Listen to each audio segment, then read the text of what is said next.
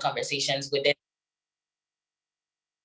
the Nigerian context, really wanting to know who was having those conversations, because as most of you know, like deconstruction is a very lonely process. We tend to kind of go through it on our own or be invited into it, as I like to think of it. We're invited into the deconstruction process, and it can be a very lonely journey. And so having community that actually understands the cultural context you're coming from is so important. So thank you again to the table for the work that you all are doing. So this topic it's funny that I am talking about it because ethics is not really a sexy topic. I think it is because I'm a lawyer, obviously. I like rules, I like structure, I like guidelines, but it's really not, when people come to ethics, they don't come to it from a sexy perspective. It's more like, okay, what do I have to do? But I think what makes ethics really beautiful for me was it actually was a sexy experience that brought me to the realization that I needed to sort of sit with my ethics in a post-deconstruction world. So I would say my deconstruction process started softly in 2015. In 2015, I worked with, I guess in 2014, I worked with an organization that did anti-human trafficking work. And it was sort of my first time really stepping away from work that was very church specific or like Christian focused, and really working with a lot of people who did not have any faith background at all, and dealing with the massive amounts of stress and struggle in the world, and really having to grapple with like the realization that the world isn't a protective bubble.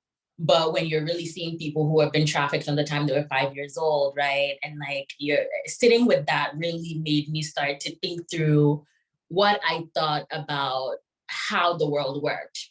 But it was just a soft process of like, I feel like maybe things aren't necessarily aligning with what I thought, but that doesn't mean that what I thought is wrong, or that doesn't mean I need to leave my beliefs. It just really is putting me in a place where I'm having to have a lot of questions that I don't have answers for, that I just can't say, okay, well, the Bible says this, so like, that's fine. And so that was sort of my invitation. And through this process, I really began to dig deeper and give myself a lot of grace to go wherever the journey of that was taking me. I obviously could not have foreseen where that would be these many years later, but I'm really grateful for that permission that I gave myself. However, a few years ago, I sort of from then went and accepted this invitation to deconstruct, and that has taken me a lot of different places. But the ethics question came up for me, I would say a few years ago, maybe about a year ago, a little over a year ago, when I was in a situation where I was on the cusp of getting romantically involved with someone who was partnered with another person. And I, as a lawyer, as a human rights professional, like I have my clear idea of who I am. And as someone who grew up church, that's just not I would never have like thought of myself as someone who could be the other woman, or who even had what it took. I was not, I'm a girl's girl, I'm a feminist. Like I would never put another woman through that.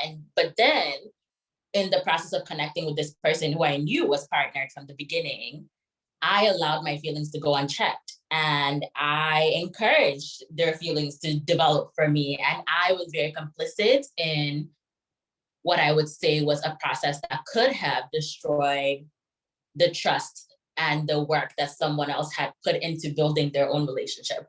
And there were moments when I felt a little bit of guilt, but for the most part, my biggest shock to myself was that I didn't really have massive amounts of guilt around what was going on.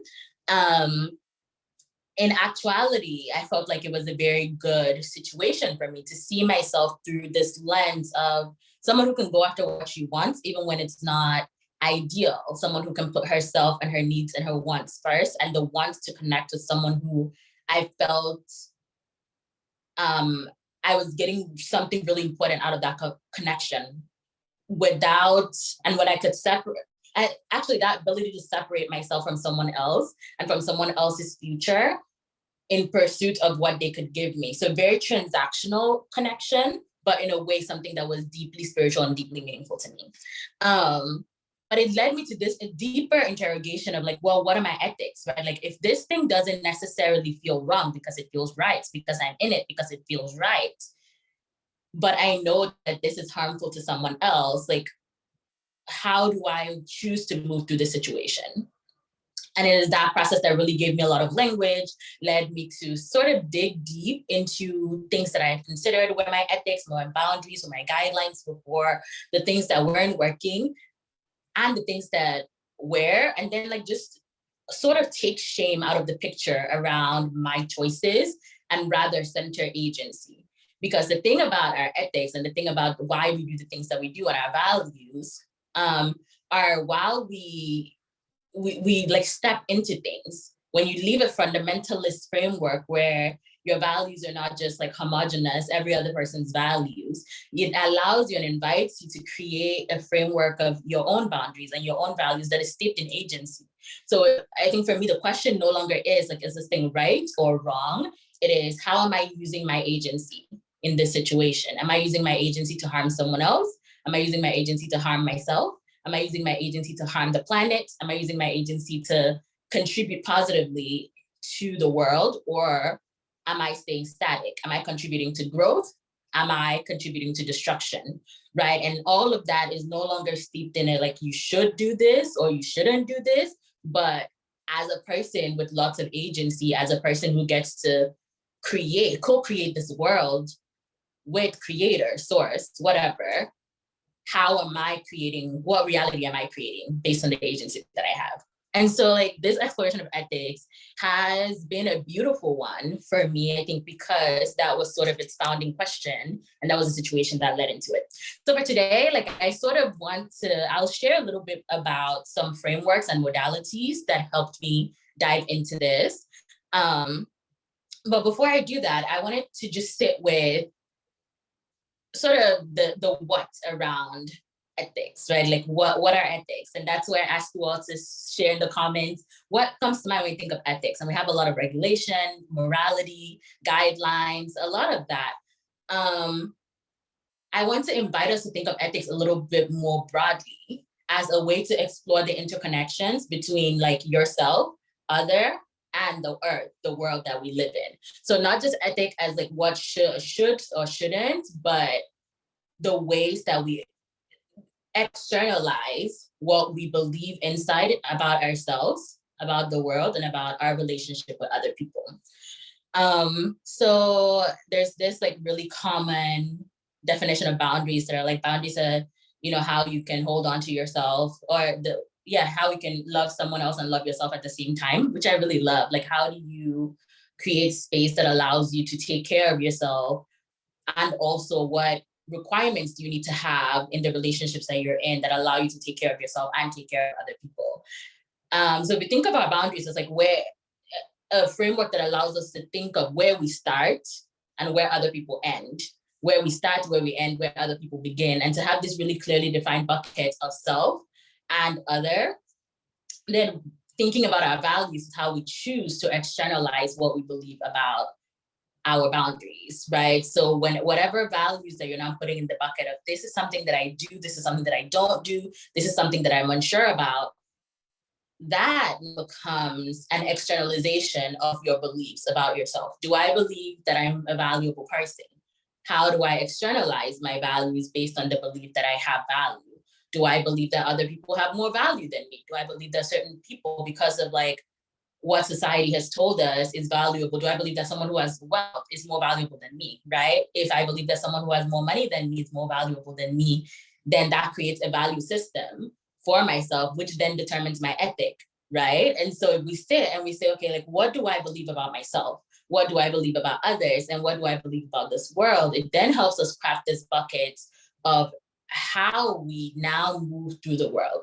And that way, when you're taking an action that isn't necessarily aligned with what you believe about yourself or what you believe about the world, you're able to sit with that action and say, okay, what does this action reveal to me about my values? Like, is there something about my value system that I didn't really know until I took this action? Or do I just need to have grace for myself, even though I'm acting in a way that is not necessarily aligned with my values, right? And so that's a framework, I think, of definitions that helps us when we start to interrogate our ethics is starting from this place of where am I? Who am I? What do I believe about myself?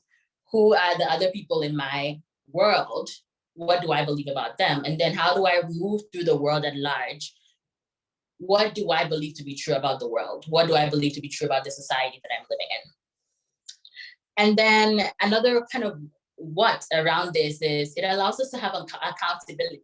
So I don't know what you people's experiences with Christian tradition is, or Christian fundamentalism, but it's very much this sense of like, well, if I'm not doing any of the big sins, I'm good. I didn't fornicate, I didn't kill anybody, so I'm fine. And those are the big sins, right? Like it's fornication and murder. You have not killed anybody, you have not fornicated, you're fine. And so it gives us this idea that we are sometimes better than we are or worse than we are. When you fornicate, you now feel like, that's the end of the world. And so moving through when we've done things that we would say are less than ideal, having our own value system that's rooted in what we know to be true about ourselves, about our core, helps us have accountability for our own actions beyond, if I don't do these two things, then I'm a good person, even though I'm probably causing a lot of harm to other people. Or if I do these two things, no matter how good of a person I am, then because I've committed the cardinal unforgivable sins, then I can no longer have a lot of grace and patience for myself, and actually other people can treat me however they want to because I'm no longer a value person according to this caste system. But so having our own sense of values helps us have accountability to ourselves and to each other as we start building community that is not rooted in kind of religious fundamentalism. We can say, hey, this is not aligned with your values. And that the most beautiful thing about me being in this situation with my friends was when I told my friends about the situation, they were like, oh, how is this aligned with your values? Because we've created this kind of system where we all know each other's value system. And it wasn't a judgment. It was like a curiosity around, hey, like is this aligned with your values? And like me saying, yeah, my value right now, one of the things I value is to really like approach myself with curiosity. And so while this situation is a situation that is conflicting with another value that I have, which is to do as little harm as possible, there's a lot of curiosity inside of me about this situation and this person and this connection. So in a way, I am aligned with my values, right?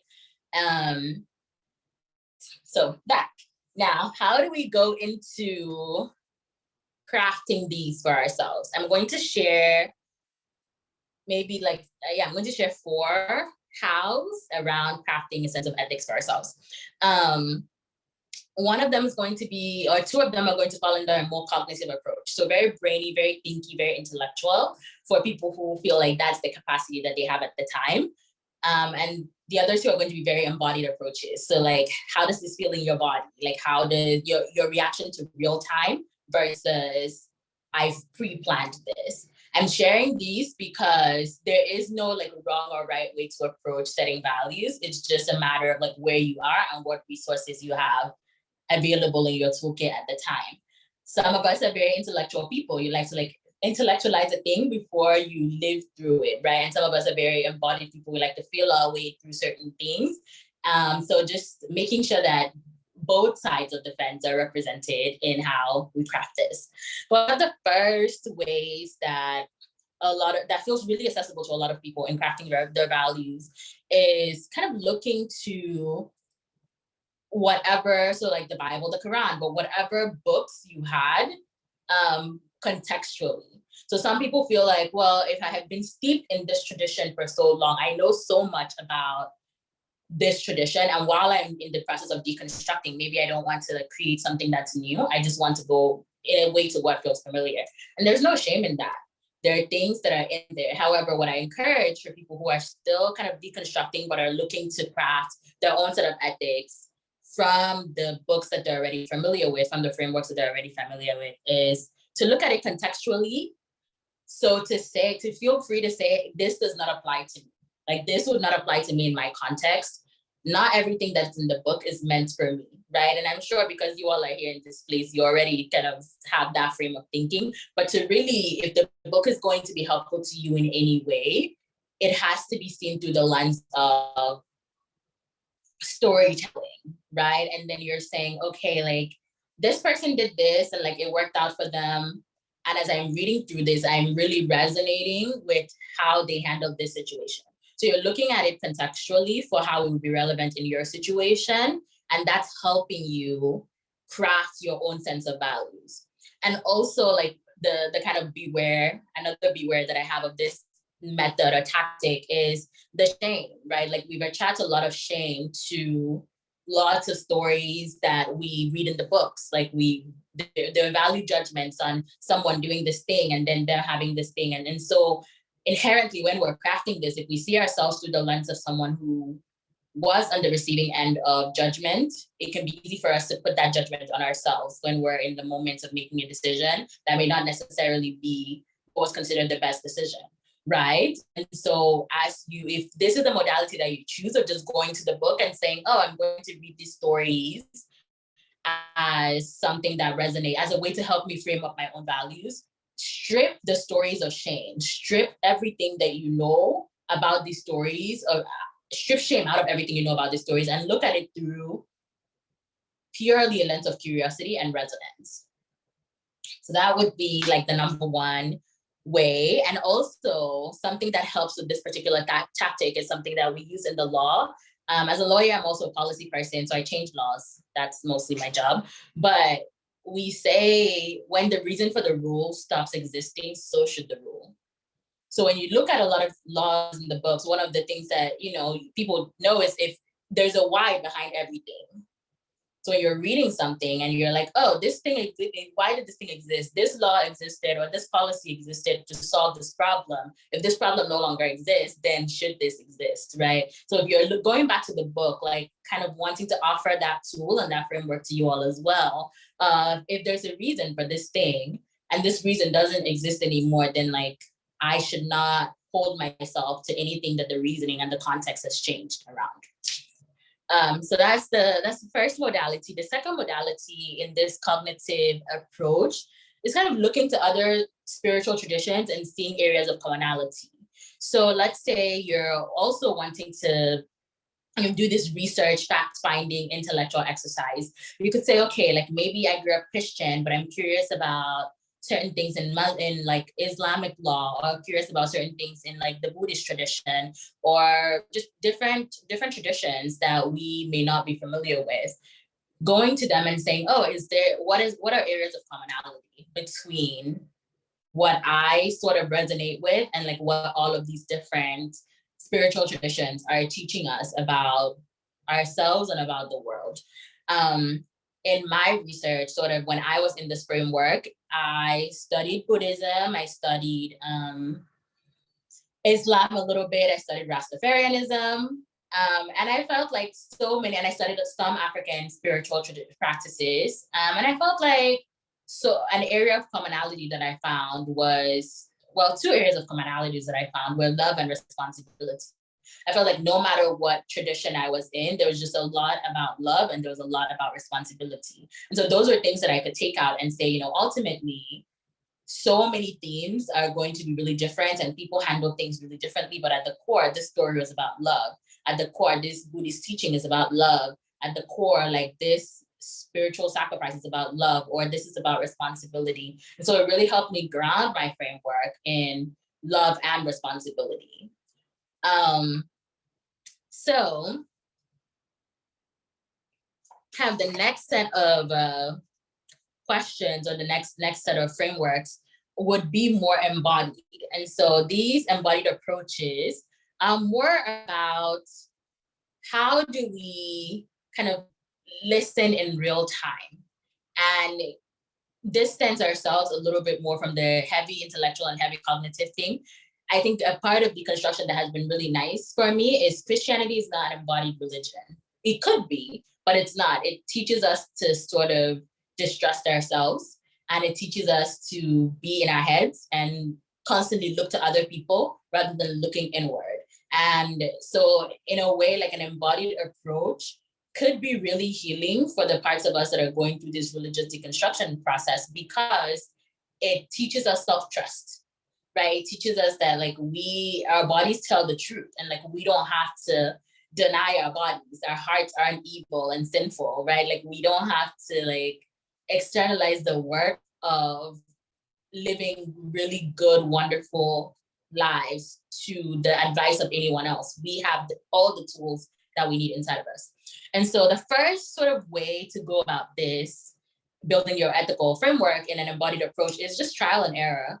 And with trial and error, you just give yourself lots of space, right? You give yourself a blank slate and say, like, I'm going to try things. And at the moments when this thing feels weird, off, wrong, I'm going to know that this is not for me. But I'm just going to give myself lots of space, absent of judgment, and just learn from what comes up, right? Like very rarely do we, as people who've grown up, even children, us who grew up as children, our childhood selves in religious frameworks, very rarely did we as children even just get a blank slate to just do things, right? There's always like, don't do this, don't do this.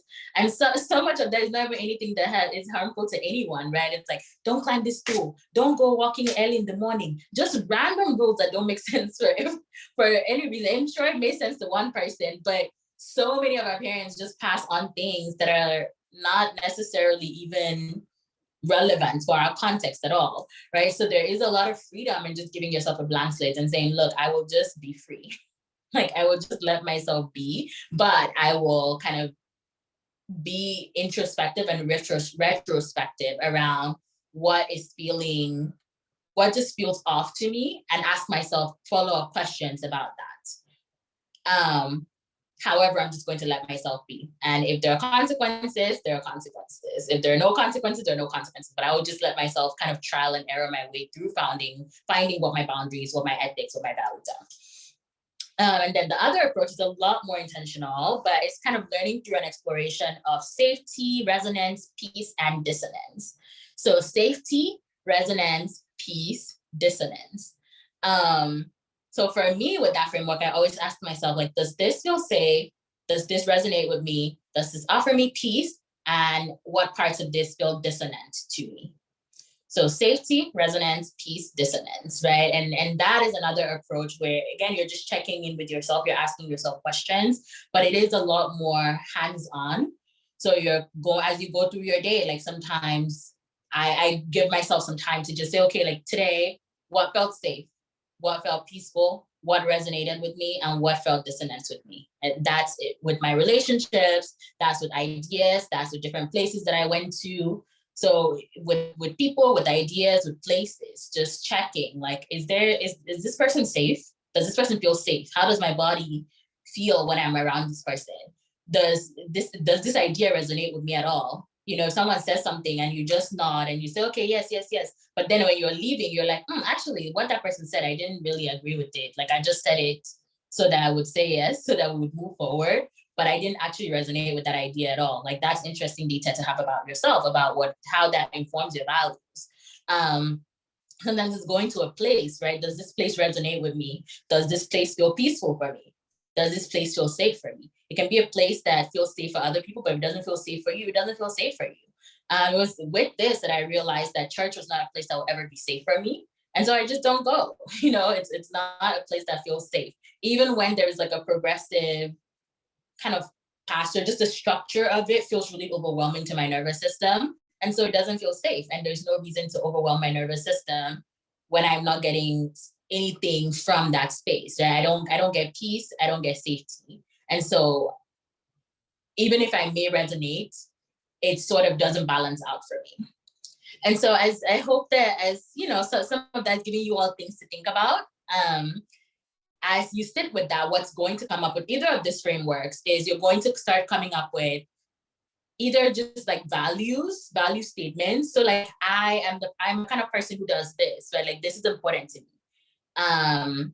These types of relationships are important for me to cultivate. These types of places are really important. Like, I need these types of places or these types of people to feel nurtured, to feel safe, to feel valued. So those things will start coming up for you. Another thing that may start coming up for you is a list of questions. So for me, like, one of the questions that came up for me as I was doing this was, I realized that consumption and creation are very important. Like, those need to be in a relationship with each other for me. So one of the questions is always like, what is the relationship between my consumption and creation in this season of my life? Am I taking in more than I'm giving back? Because otherwise, like, I feel internally overwhelmed if I'm taking in more stimulus than I am giving out. So I'm always finding opportunities to create, to externalize that energy. But that's something that's a question that came up for me when I was doing this process of finding my values was, oh, like you're actually someone who values consuming just as much or creating just as much as you consume. And also being in spaces where you have value given to you, so you have things to consume. Another thing that came up for me, another question that came up for me through this process was really like integrity being important to me. And how do I define integrity for me? It's like having the capacity to be my full self. So I'm not fragmented. I'm just who I am is who I am, right? Like I don't have to, I'm not one face to this group of people, another face to this other group of people, another face to this other group of people. Now there are people who will bring out different sides of me, but it's not like I'm trying to hold any part of myself back when I'm around certain groups of people. So if there's spaces that only value me for being a lawyer, for instance, but don't let me talk about the other things that make my life rich and full, then I already know that those spaces are not valuable for me. And so that has translated into different areas of my life of actually, these are the things that I value. I'm able to more clearly articulate what my values are. And then I have some values that are very season specific. So at this time in my life, there's some things that are now valuable to me that weren't valuable last year. Last year, there are things that were valuable to me that I'm like, oh, I actually don't need this to be at the top of my values list or the top of my value system this year, right? And so there are other things these processes will constantly be shifting. And then you also have those values that you're like, yo, regardless of where I am, like I'm always going to value this thing. And I think a big one of that for me is authenticity. No matter where I am, I'm always going to value people who can just be themselves and who are authentic. And I'm going to value authenticity within myself, right? And that's something that has not shifted since I started this process. And so I know authenticity is always going to be important to me. But one of the things that shifted, I would say, is like my need for community and isolation. Sometimes my values are really rooted in like I really need to be in community spaces, and then sometimes that shifts to, oh, I really need a season of isolation right now, so I need to just be on my own, right? So even though I value community, I also value isolation as well, and those things will be important to me at different times and in different ways, in different seasons of my life. So I'm hoping that, giving those examples sort of helps frame out what this could look like. It looks very different for everyone. And I think that's the beautiful thing, right? Like these are frameworks, these are strategies, but they're not like the 5 to-do list of how to create your own values. They're suggestions and offerings on how you can do that in a way that will feel really supported. Okay, that's all I have. So I'm open to some Q&A. Thank you all for listening. And thank you for the notes. I see the comment section with the notes. Thanks for making that available. Thank you very much. That was really, really, really good. So now I'm guessing I have a lot of notes and questions, but I don't always want to be the one to start blabbering. If not, we'll go into a full conversation on our own. So if anyone has any questions and you want to start, you can just unmute yourself. All we ask is that you say your name, introduce yourself, and then go into your question. And please try to keep your questions short, like under the minute, so that it gives people enough time to also ask their questions. And if you don't feel comfortable speaking, you can type your message. There's light. You can type your response in the chat, and then people will. And then I would read it out and whatnot. And then Salem will speak about it. So yeah, anyone who wants to start can start out. I can unmute you I can unpin you for this part so that other people get a chance to also, yeah. Let me do that. So yes, who wants to go first? If no, I have a question. Oh yeah, awesome. Thank you. You can go. Yeah, thanks again, Salem, for really breaking things down the way you did. I wanted to ask if you've had any experience or if you have any thoughts about the embodied approach that you mentioned really spoke to me. But it didn't speak to me because I was like, oh no, I know that works. It spoke to me because I believe it works. But I think what I wonder is, what if you don't know how to experience your body telling you things? Maybe because you're maybe a person who has had a traumatic experience, or you're someone who has been, because of experience you've had, you've learned not to trust your body. Or maybe it's like, is it fear or is it intuition? You know what I mean? Like, that's telling you what you feel. For example, for me, sometimes I have a lump in my throat when I have an experience with someone or a space, and I'm like, is this lump in my throat because I didn't say what I wanted to say, because I felt shut up, because I feel uncomfortable? Like, what is it telling me? Is it trauma? Is it triggers? Is it intuition? So do you have any like thoughts on that? Yeah, thank you. That's a great question. So you trust your body by asking your body questions and noticing, right? So like, because we have been so distant from our bodies, you can notice a lump in your throat, but not even register that every time you talk to a particular person, you always have that lump in your throat for so long, for so many years. And then after a while, you just notice that. And once you keep noticing, you're like, oh, not only do I have a lump in my throat, actually, my head will start hurting every time I talk to this person, right? So from noticing one sensation, you begin to notice another sensation. And the way to sort of understand those sensations is to ask yourself follow-up questions. So something I always say is, like, the body is giving us data all the time. Like, the body speaks its own language. But just like, I don't know if you've been around babies, right? Like, when a baby cries at first, when you're around a new baby, you're just like, why are you crying? Like, you have everything. But after a while, if you pay attention, you're like, oh, this is how they cry when they want this thing, right? Like, this is how they cry when they want this thing. It's the same with our bodies, really. There's a language that our bodies are speaking, and that's going to be very specific to you, but you only become fluent in the language that your body is speaking when you ask yourself follow-up questions and just sit and listen, right? So you could say, okay, I feel like there's this lump in my throat, but I don't know if this is tied to me not saying what I wanted to say or me feeling uncomfortable. And so you like notice, when is the next time that I feel this lump in my throat, for instance, right? And so the more you sort of notice a pattern, then you're able to put together a story for yourself. And the only way to trust that is just to trust it. To say, okay, I don't need someone else to explain this to me. Like, I don't have to go and explain this to anybody else. I don't even have to go to this person and say, every time you talk to me, I feel. That's data for you, right? And it's safest with you. So hope that helps. Yeah.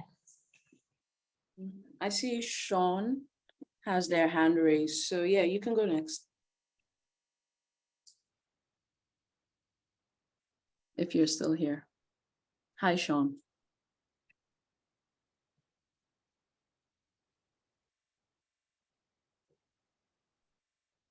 Hi, can you hear me? Yes. Awesome. I just wanted to firstly start by saying thank you so much for such a wonderful and insightful presentation. There's quite a lot that I actually gleaned from your talk. While you were talking, I was just furiously taking notes. So thank you so much for that. I have sort of like, it's a simple question, but then I think it'll need maybe a bit of time to unpack. Just to ask my question first, and then maybe give a bit of context. I just wanted to know, how do we critically examine our value systems and ethical behaviors, more especially if you are someone that comes from a religious background? For example, if I'm raised in a church, and obviously there's going to be socialization, some might even argue indoctrination and things like that. So my value system for me is what I consider as normal, is what I consider as a shared value system between my friends, community, church members, and things like that. So when you do not have that kind of space or opportunity to encounter people or someone that has different views or different religious views from yours, how can you as an individual try and like interrogate your value system? Because one of the things that I often say is that it's not necessarily something that emanates from us, but rather it's a kind of value system that we grow up into, or we are actually taught. Just to maybe crystallize my point by making an example, there's a huge debate that is ongoing within Christianity about the queer community. Some people see that as a sin. Some people say there's nothing wrong with it as long as you don't demonstrate or live that kind of lifestyle. So how does someone wrestling with that kind of debate that is still ongoing examine their value systems and ethical behaviors? Thank you so much. Yeah, thank you. That's a wonderful question. So I think in every community, you will find people who are outcast, and some of the first ways to do that, if you're in a very insulated community, is to find who's the outcast in this community. How do they think about these things, right? And so just talking to them about something that is so outlandish, like let's have a conversation on the expansiveness of gender, right? Like that's something that if you've grown up Christian, like you're just like, what do you mean expansiveness of gender, right? It's man and a woman. But if you talk to someone outside of that, they don't see things the same way, right? Or finding books that are just so outside of what you have been indoctrinated to believe, and really reading those books and saying, oh, like what makes me feel uncomfortable? Because the thing is, the way you will interrogate it is by sitting with your discomfort. So the way you anti-indoctrinate yourself is by almost saturating yourself with things that make you feel uncomfortable. So for me, I grew up I grew up Christian, and so much of what we were told was like, with the homosexuality that you just brought up, was like, oh, it's a sin for like the queer community to be a couple. And so when you're watching any show and you see like two men holding hands or whatever, it's like, oh, I feel uncomfortable. But that was actually, for me, I was like, oh, what? This is fascinating, because why do I feel uncomfortable with this? And so I would go to my family and say, guys, you will sit down and watch two people kissing, man and woman, and that's not uncomfortable to you. But if you see two men, like that's uncomfortable to you, right? Like, you have to sit with that discomfort until it no longer becomes uncomfortable. And that's how you know that your mind is changing around things, is sitting with the discomfort and actually seeking out things that will make you and your socializations and your indoctrinations uncomfortable, and questioning why that makes you uncomfortable, and versus why it doesn't make other people who have a different way of thinking and being as their norm, why it doesn't make them uncomfortable, right? Because that reveals to you that it's not an absolute way of thinking, it's just your way of thinking and your community's way of thinking. Yeah, that's a good question. Yeah, there's some questions in the chat, so I'm just going to read them out. I'm guessing the people can read them out. So the first one is from Ora. It says, do you experience dissonance between your ideology/values and patterns of behavior you exhibit? If yes, how do you navigate those? So yes, I do experience some dissonance. And I think the situation I mentioned earlier was a spot of like, I didn't experience full dissonance, but there was a dissonance there between this is who I know myself to be and this is what I do. And what I sort of, the way I sit with that now, I have like a no shame way of being. So like, I don't necessarily meet myself with shame in any way about anything, but what I do is I meet myself with gentleness. So I'm like, oh, here's an area of growth. Like, here's an area of growth. Like, and I always really appreciate points of growth for myself. And not in there, I'm going to force myself to grow in this way, but I can't wait to see how I grow from this. Right. And so I meet myself with gentleness, and I know that if there's dissonance, like if I'm present with the dissonance, things are going to change. Like I am going to be a different person from who I was at the moment.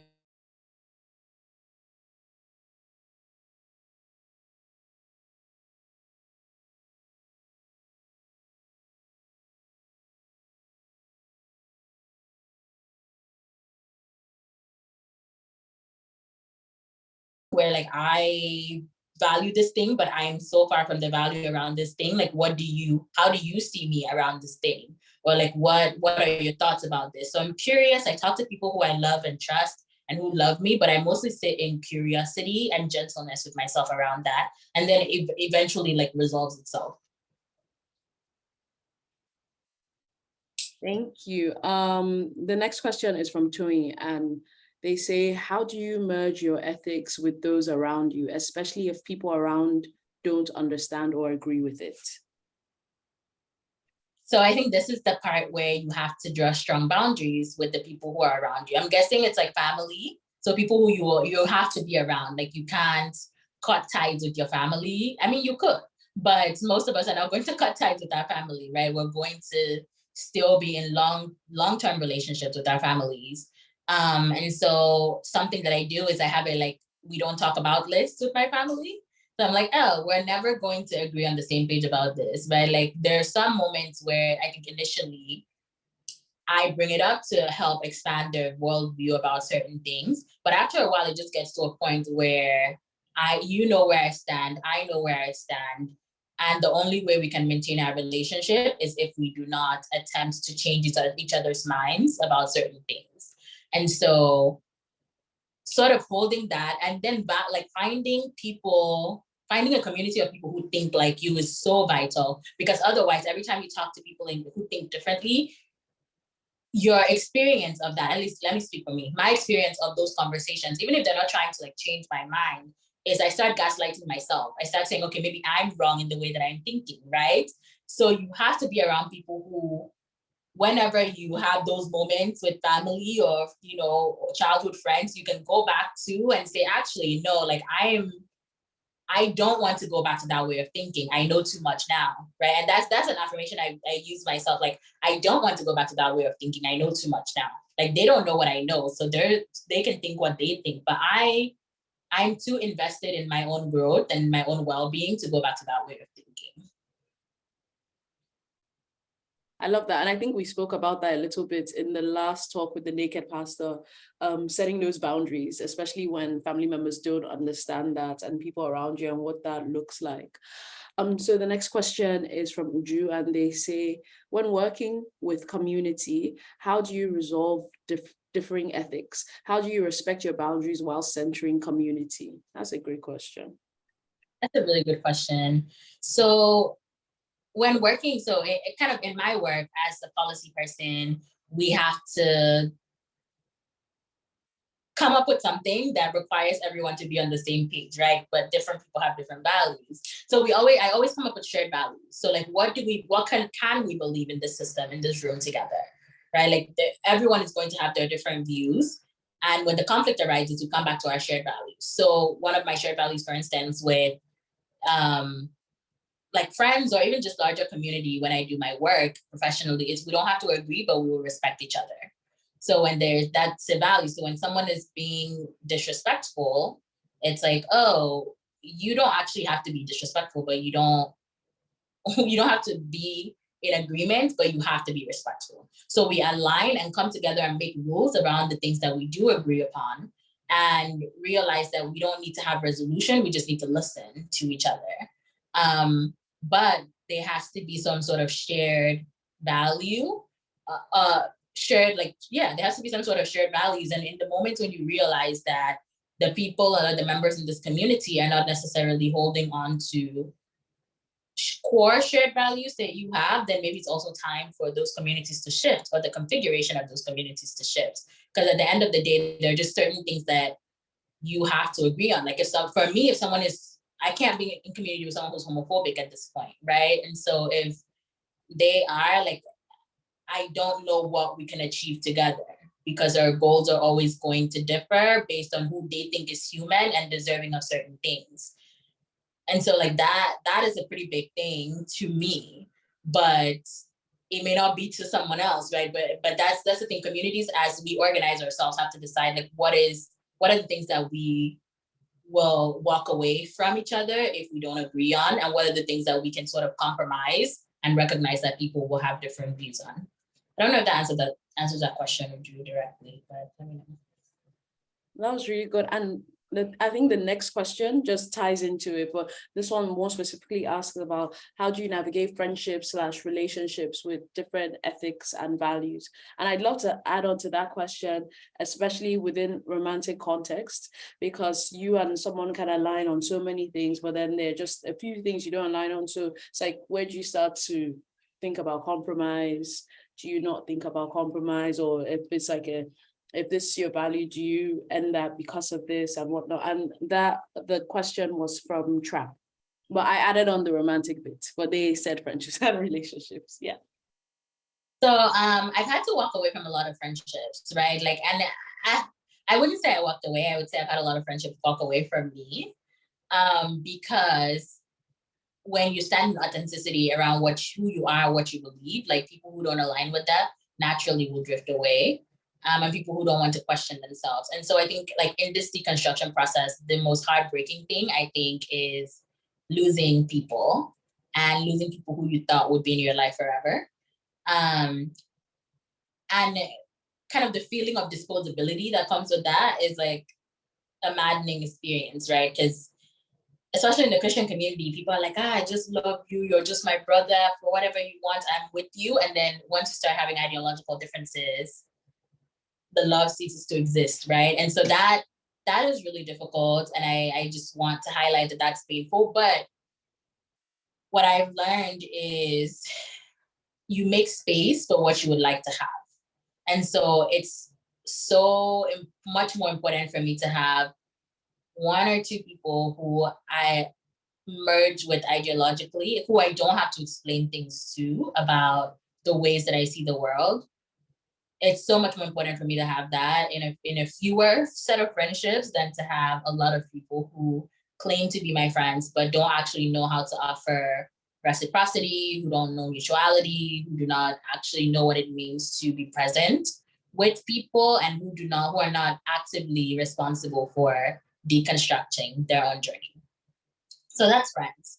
Family, I think it's a little bit more charged because, again, it's really difficult to like completely just walk off, cut ties with family. And unless they're absolutely toxic and bad for your mental health, like most of us will not do that.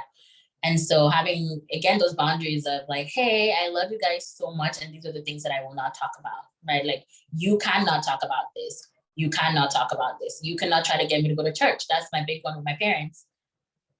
You cannot get me to go to church. One holiday, I'll go with you. Pick Easter, Christmas, one. I'll go Mother's Day, birthday, pick one. That's it. But outside of that, like, you cannot force me to do this if you still want us to maintain the relationship that we have. And obviously, like, that's easier the more agency you have. Like, I couldn't necessarily, it was a lot more difficult to do that when I lived with my parents versus now that I live by myself. So there are just ways that you have to be creative around how you structure those conversations with family, but beginning to start having little bits of boundaries, like, hey, don't pray for me. Like, actually, like, that was a boundary at some point. My family was, when you people do this whole like, oh, we're just going to pray for you, blah, blah, blah, blah, blah thing, do it in your private prayer corner. Don't tell me that you're praying for me, right? Like, there was a point where it was just very triggering for me because I knew what those prayers were. And I was like, I don't want that, right? Don't pray for my salvation. I'm fine. God and I are fine. So just those small boundaries, and the more comfortable you feel, just making those boundaries a little bit bigger, and just letting people know that, hey, if you don't respect these boundaries, like, you're choosing not to have a relationship with me, because ultimately I'm not going to put myself and my mental well-being jeopardize. I'm not going to jeopardize that to make you happy. Now with romantic relationships, that's where the real, I think romantic relationships can be really interesting because you get to actually really see what's important to you in merging, right? Like, you could be with someone who shares your same journey of deconstruction, but the conversation just feels so heavy that you don't feel like this space is a romantic reprieve. And you could be with someone who's like heavily Christian, and just, you could like, and just be like, we don't talk about these things, right? So like, you have to sort of sit with that and say, what conversations are triggering to me? Like, who do I connect with on a human to human level? Obviously, it's a lot more challenging if you're dating people who are heavily religious, because I don't think that a lot of people who are heavily religious don't actually know how to leave it alone. They want to convert, they want to like evangelize in any kind of intimate spaces once they realize that you don't share the same view. And so that's a lot harder, but I do want to share that I have been in relationships with people, especially when I was first deconstructing, who were heavily religious, and it just felt like a really good space. And, some of those conversations helped them deconstruct. Sometimes those conversations, we just realized that we would not agree on certain things, or like they would listen to me and I would tell them that there's nothing they could tell me that I haven't heard of before. So it's like sort of one-sided, but like, you don't have to tell me any of the things that I already know. ultimately your romantic relationship should feel playful and peaceful. And so you can have that with anyone. It's just what you all are willing to agree on the terms of. Thank you. I really like the part about the romantic part. The next question is from Uju again. They say, what books or media were helpful as you have been moving through this process? That's a good question. So I hesitate to recommend things just because I think as I outgrow, there's certain things that I outgrow. I have really enjoyed, I think probably the most consistent thing I go back to is a lot of Buddhist teaching. That really helps ground me in spiritual, like I saw spiritual practices and like ways of being embodied. So moving my feelings, my emotions, my rage through my body, like Buddhist teachings have really helped me with that. Buddhist meditations as well have really helped with that. Yoga as a modality has really helped with that. I really have enjoyed, like at different stages of my journey, I've really enjoyed Rachel Held Evans. Particularly the book Inspired. It's like a really creative way of like reading the Bible, but you have to be at a certain point to be interested in that again if you're sort of taking a break from the book. And I did take a break from the book for at least 2 years. And so now I think I'm back to the place where I can read the book again without a lot of preconceived ideas and notions. And Rachel Held Evans' book was really helpful for that. A lot of womanist theologians really helped me kind of wrestle with race and sexuality and like evil in the world. There's a book called The Cultural Production of Evil by Emily Towns. It's very theory heavy, but it's really interesting to think about like evil and what we consider to be good and bad. That has been really helpful. Twitter, rabbis, different people from different kind of religious practices and seeing how they understand the tradition has also been really helpful for me. Yeah. The next question is from Mirabella, and they ask, have you been able to create new rituals for yourself, like practices that are spiritual to you? That's a good question. Yeah. Thank you. That's a wonderful question. Yes, I have. And those are constantly changing, which I love. So I do tarot readings now. I'm really into tarot cards for like a divination type things. I don't do them every day, but like maybe every 2 weeks. I actually do my tarot cards around my cycle. So like that really helps me kickstart a new just cycle of being for myself. I do meditate a lot. I cycle in and out of, I don't really do daily meditation, but when I feel like my mind is chattered, I practice meditation and do some like yoga to get out of my head and more into my body. There is a podcast episode from Rob Bell that says he's like a 3-hour podcast, and he says the name of the podcast is Everything is Spiritual. And he goes into how literally everything is an opportunity for spirit to move. And that really has become my framework, I would say. So cooking is spiritual, sweeping my house is spiritual, just, whatever I do that allows me to stop and be present with the moment can be a spiritual practice to me. Taking a walk can be a spiritual practice. It doesn't have to be. Talking to friends can be a spiritual practice. It doesn't have to be. But I think I no longer need to have, like I said, okay, every Sunday I do this. So every midweek I do this. I think initially that was helpful for me, but now I don't feel the need to do that. I just do regular check-ins with myself. So how am I thinking? How am I feeling? And I would say that's probably the most consistent piece of my spiritual practice is when I journal and just have a lot of solitude with myself. That's such a good question, because we always talk about rituals at the table and what it looks like to develop yours. I don't see any other questions in the chat. So I'm wondering if anyone else has a question they want to ask, they want to raise their hand or put it in the chat. But while they are, I'll ask my question and then we'll see. I had a question and comment, but I think maybe I'll start with the question and I'll say the comment after, just so that it doesn't. But I think one big thing a lot of people, and I've seen you speak about this a lot, so I would love for you to speak about it a bit. When people are grappling with their religion and they're starting to develop their own ethics, a big thing people struggle with is purity culture, because that was an ethic that was created and defined for you in ways in which you interact with people sexually, and you gave you that framework. But then as you start to navigate that experience for yourself, there's the dissonance, there's the struggle, and then there's also dissonance with your deconstruction. So I'm wondering how you navigated purity culture and what advice you have for people thinking about that. Yeah. Oh, that's a good one. That's a big one. That's a different topic. I think, purity culture, I come from a line of women who were virgins until they got married and their mothers and so whatever. So I think that was something that was heavily drummed into my head. And honestly, what really helped me get out of purity culture was realizing that there's nothing bad with my desires. There's nothing bad with my want.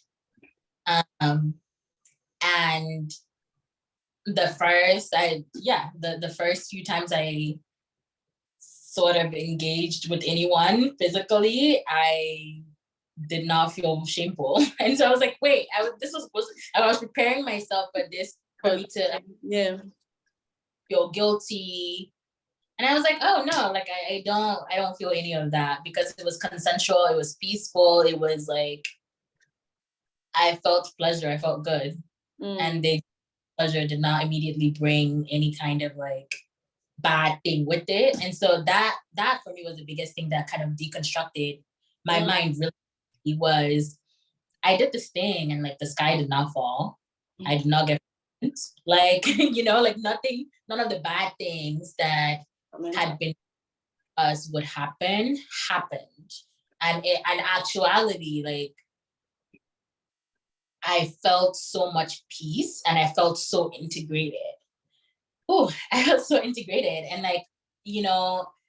at that point, I remember doing a study on the word.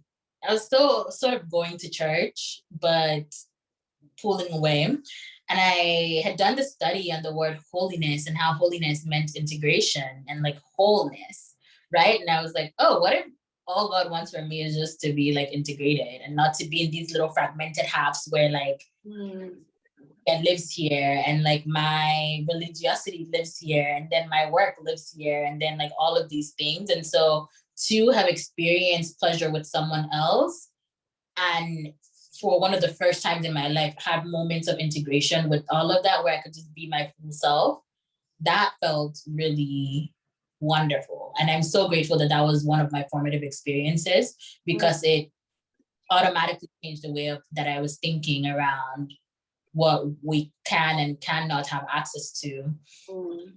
And, again, understanding that in that framework of where the reason for the rule ceases to exist, a lot of our purity laws in the Bible were actually based on preventing child rape, child marriage, all of those things. So it's this does not even apply to our modern day context. This is so that 13 and 14-year-olds have some sort of space before they're married off. So of course, so once I understood the historical context of what the book was written for and what the things were said and why the things were said, it just made so much of that not make sense to me anymore.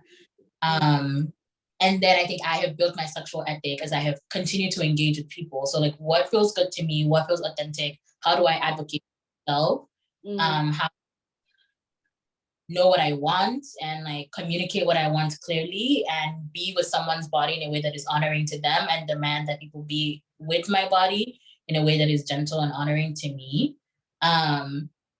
But those questions have been, those are the questions that I wrestle with around sexuality once you take the initial out of it. Thank you. Especially for the last one, because I was about to ask you, so do you use that framework of peace, dissonance, the one you shared earlier, when also developing your sexual ethic? But yeah, you touched on that. I think from my sexual stuff, it's like what feels good, what doesn't feel good, right? Like that like straight. Good.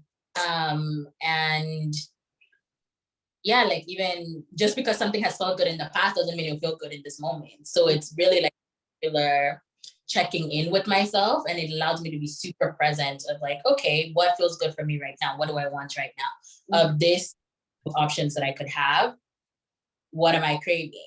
Yeah. Like in sexuality, it feels just like eating, right? Like there, and also like a purity, a cultural component on what foods are good and what foods are bad, which we can get into at another time. But out of that baggage of food, it's just like, what do I want to eat? You know, rice. There's no judgment to what I want. It's just like, oh, this is what I want right now. Okay, very cool. So I don't see any more questions or raised hands. So I guess I'll go into my comment.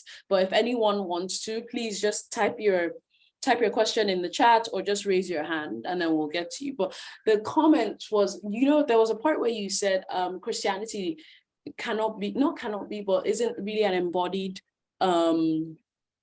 sort of spiritual practice and whatnot. And I was thinking about that a lot, and about the part where you said exploring other spiritual traditions. So just like you, within my deconstruction, I spent a lot of time with Buddhism, with Sufism, and those sorts of things. And you're right, because what you were speaking about earlier, where there are these arbitrary rules and boundaries that's created this voice in our head, especially within our Christian context: do this, don't do this, this and this, the whole Holy Spirit and devil fighting in your head type scenario. But then as I went on in my deconstruction journey and I started exploring these, other spiritual frameworks, one thing I really got into was New Age spirituality.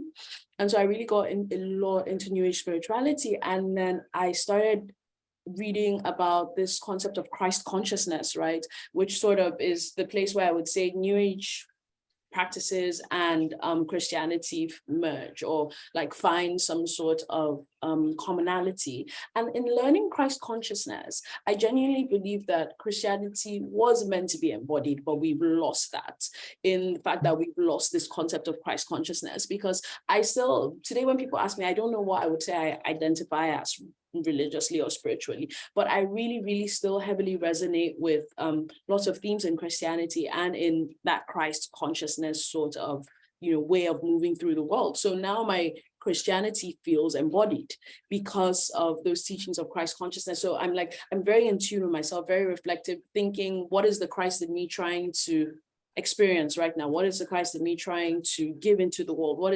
And because I, listening to, like you said, listen to the Oprah Super Soul Sundays, listen to Eckhart Tolle. Even when Eckhart Tolle talks about Jesus, I swear it's not the same like Orthodox Christian Jesus we know. And so it's like a completely different way of looking at Christianity that made it embodied for me.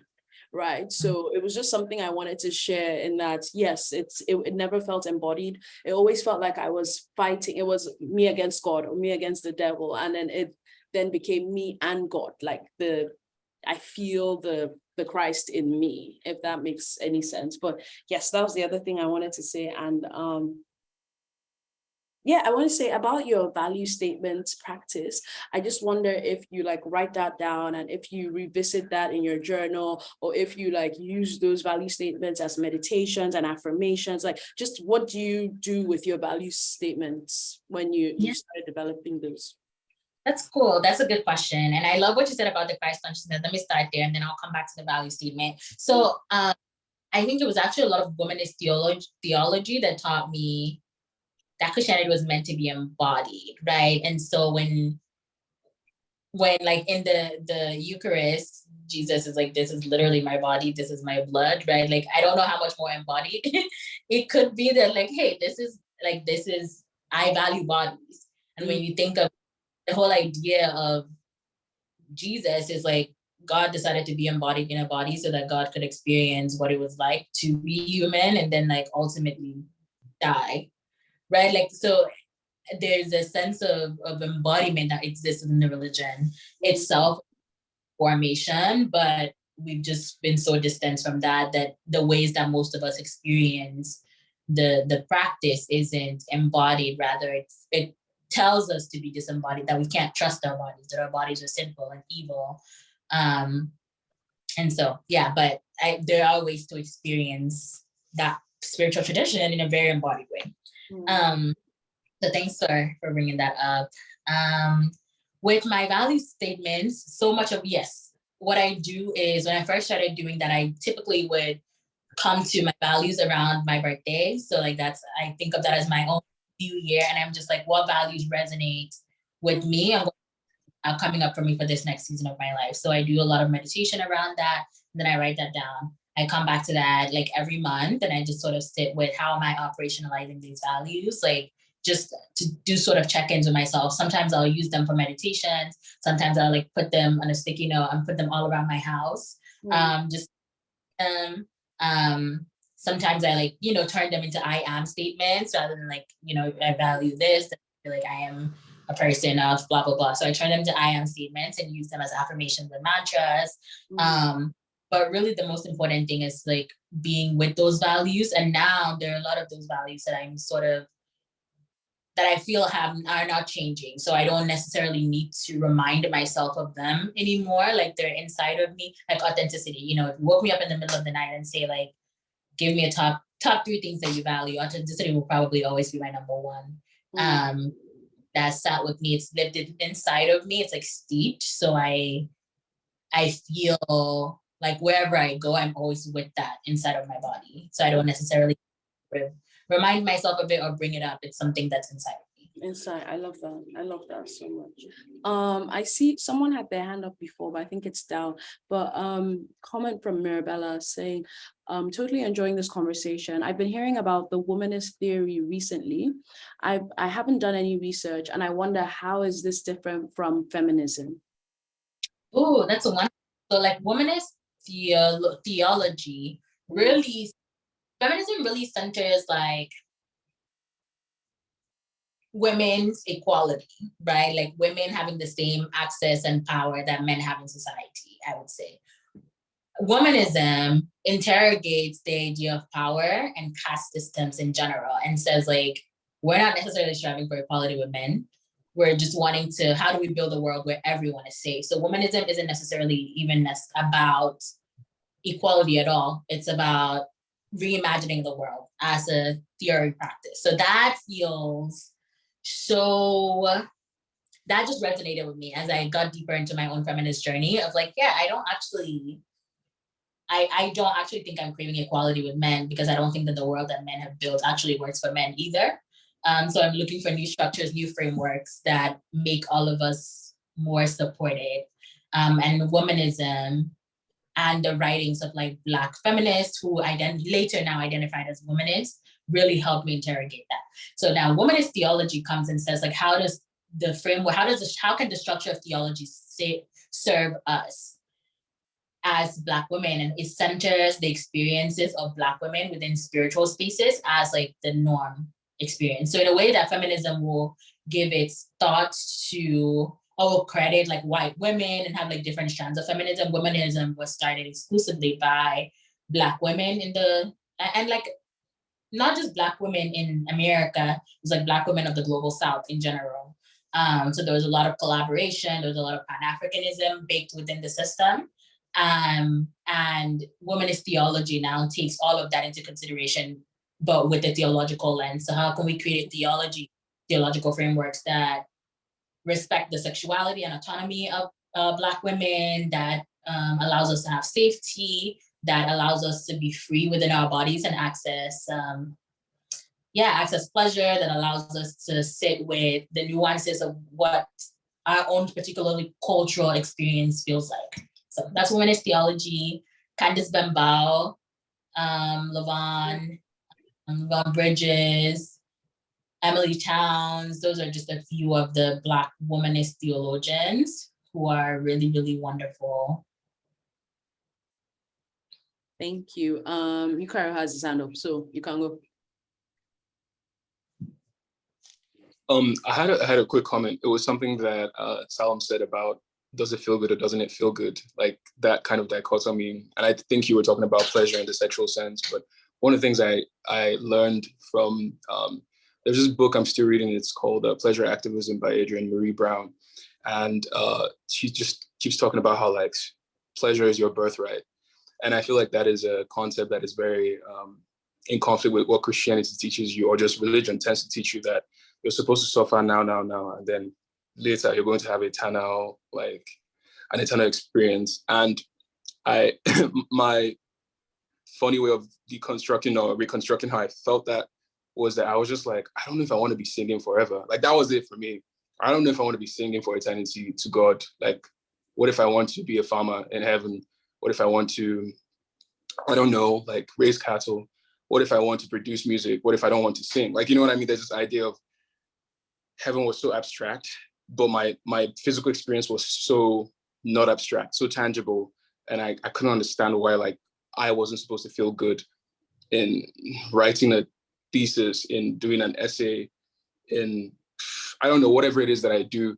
And I guess I just wanted to share that, like in terms of like, I feel like that, does it feel good or does it not feel good, versus does it feel right or does it feel wrong, is like one way to kind of quickly get back within your body and be like, my body's not, it's not vibing, the vibe is off. And I think it goes back to what you said, Salem, about like trusting that it's enough if your body or if your being does not feel like really good about something, and saying that, you know, maybe you need to take a step back. Just this idea of pleasure being a birthright. Yeah. Yes, thank you for sharing that. I love Adrienne Marie Brown's work. She's incredible. And yes, it's literally, it's so simple because you can answer in an instant if this feels good or not, right? But it's like when we justify, well, this doesn't feel good, but it should, or this feels good, but it shouldn't, or like all of those, then we start getting chatter in our head. But I think initially when you ask yourself, does this feel good or not? Even as someone who overthinks everything, I can tell you like this, no, this doesn't feel good, or this feels good, you know. Thank you for sharing that. I don't see any more questions. I don't see any more questions or raised hands. So I want to assume that everybody has asked all their wonderful questions. And so with that, we have come to an end. I really want to thank Salem. This was an amazing talk. Like I think Sean was the person that said it. I was furiously taking notes, like really putting everything down there, the different modalities, the different frameworks, just so that we can also discuss that in the table group chat later. But thank you so much for your time. Thank you so much for this great talk. And we definitely want to have you back later to speak about other topics. Like we're talking about, you said purity culture is a whole different topic on its own. There's so many other things we want to talk about, you know, deconstructing as a Nigerian, some of the nuances there, so many other things. So we definitely look forward to having you back again. But thank you so much. We really appreciate this and really appreciate you. So yeah, if anyone doesn't have any more questions, that's basically it. Like we always laugh at the table that there's no closing prayer. Yeah, we just sort of smile and say bye to each other. And if anyone is new here and isn't on the table group chat and would like to be, please feel free to message me so I could share that link with you, for you to join our group chat, which is our WhatsApp group chat, which is our core community where we discuss things on a day-to-day basis and whatnot. But yes, guys, that's it. Thank you for everyone for coming. Thank you for giving your time this Sunday evening. I know tomorrow is work. And yeah, have a good week ahead. And I'll be sharing my notes within the group chats for anybody. And this is recorded. It'll be up on our YouTube at least by tomorrow. So yeah, that's it. Thank you, everybody. Thank you. Bye, everyone. Thank you so much. Bye. Bye, guys. Bye, Salem. Bye. Thank you.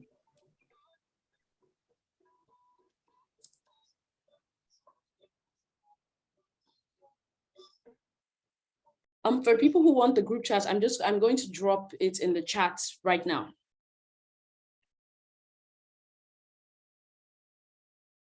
The group chat link. So just 1 second, please.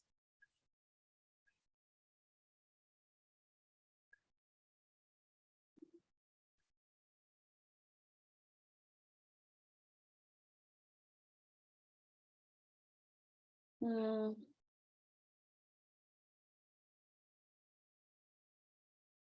Oh, actually, okay. Toyosi, can you message me? Because I'm trying to put the chat in here, and for some reason I can't access WhatsApp on here. So if you can give me your, oh wait, 1 second. I think I might be able to. 1 second. Okay, yes, I am. 1 second. I'll get that to you now.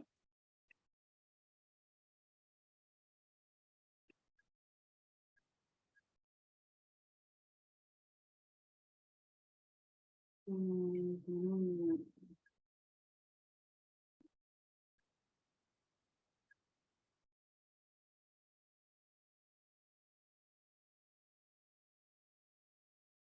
Okay, yeah, that's the link to join the group. I just shared that with you. So yeah, thank you everyone. Have a good week ahead. I'm just going to end the call now. So see you guys next month is our next speaker series. We have a new speaker beginning of next month. And I think you guys will really enjoy. Okay, everybody, bye. See you. Wait, you can't see my face. Okay, now. But yeah, oh my God, I forgot to announce Tuesday. We have Taco Tuesday for every. Thank you, Ebuka. Thank you. We have Taco Tuesday for everybody who is part of the community and is based in Lagos. We're getting together for Taco Tuesday. So you can find more information about that on Instagram or in the group chat. Okay, now for real. Bye, guys. See you. Bye, Aurora. Bye.